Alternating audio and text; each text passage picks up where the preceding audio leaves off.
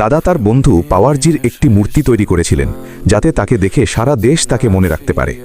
দাদা এমন এক ব্যক্তির মূর্তি তৈরি করছিলেন যিনি সাধারণ কোনো মানুষ ছিলেন না, বরং তার কলিজার বন্ধু ছিলেন। তিনি এক অপরিচিত খেজুর বাগান থেকে খেজুর পাতা ছিঁড়ে এনে মূর্তিটি তৈরি করেন। তখনই একটি রেডবুল রাগী ষাঁড় বা ব্যক্তি রাগে ফুঁসতে ফুঁসতে দাদার বাড়িতে আসে এবং তাকে ভীষণ বকাবকি করতে থাকে।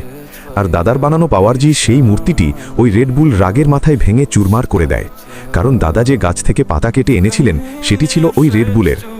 একদিকে দাদার বন্ধুকে হারানোর শোক ছিল, আর অন্যদিকে মূর্তিটি ভেঙে যাওয়ার কষ্টও তার ওপর এসে পড়ল। দাদা তার গরুকে সব কথা খুলে বলেন। তখন গরু তার সাহায্যের জন্য এগিয়ে আসে। এরপর সেখানে খেজুর গাছ লাগানোর জন্য খেজুরের বীজ আনতে সে বাজারে যায়, কিন্তু গরুর কাছে কোনো টাকা ছিল না, তাই সে সেখানে বিনামূল্যে বীজ চাইতে থাকে। কিন্তু দোকানদার তাকে বীজ দিতে অস্বীকার করে এবং মারধর করে তাড়িয়ে দেয়। এরপর গরু দৌড়ে একটি মুসলিম পাড়ায় চলে যায়, যাতে তাদের কাছে সাহায্য চাইতে পারে। তখন সে একটি মাদ্রাসায় ঢুকে পড়ে, যেখানে সব শিশুরা ইফতার করার জন্য বসেছিল। গরু বলল, ভাইয়েরা, আমায় সাহায্য করো, মাঠে গাছ লাগানোর জন্য আমাকে কিছু খেজুর দাও। সব শিশুরা তাদের নিজেদের ইফতারের খেজুরগুলো বের করে জড়ো করে গরুকে দিয়ে দেয়। গরু সেই সব খেজুর দাদাকে এনে দেয় এবং অতগুলো খেজুর দেখে দাদা খুব খুশি হন। দাদা সবকটি খেজুর সারিবদ্ধভাবে একটি একটি করে মাঠে রোপণ করেন। কিছুদিন পর গরু আর দাদার পরিশ্রম সার্থক হলো এবং সেখানে বিশাল খেজুর বাগান তৈরি হয়ে গেল। খেজুর গাছ বড় হতেই দাদা মূর্তি তৈরির জন্য পাতা কাটতে যান। এরপর সব পাতা একে একে এনে একটি বড় ময়দানে জড়ো করেন। তারপর তার বন্ধু পাওয়ারজির স্মৃতিতে কাঁদতে কাঁদতে তার মূর্তি তৈরি করতে শুরু করেন। অর্ধেক শরীর তৈরি হয়ে গিয়েছিল, কারণ দাদার কাজে হাত বাটানোর জন্য তার গরুও সাথে ছিল।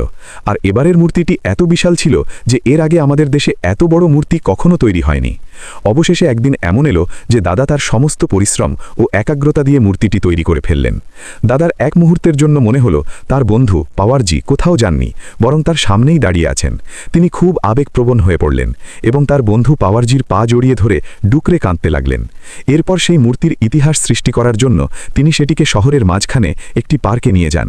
সেটিকে এমন এক জায়গায় রাখা হলো যাতে পাওয়ারজিকে শুধু দেশের নয়, বরং সারা বিশ্বের মানুষ দেখতে আসে।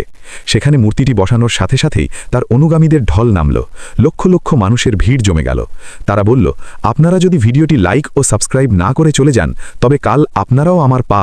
বাক্যটি মূল গল্পের মতোই অসম্পূর্ণ রাখা হয়েছে।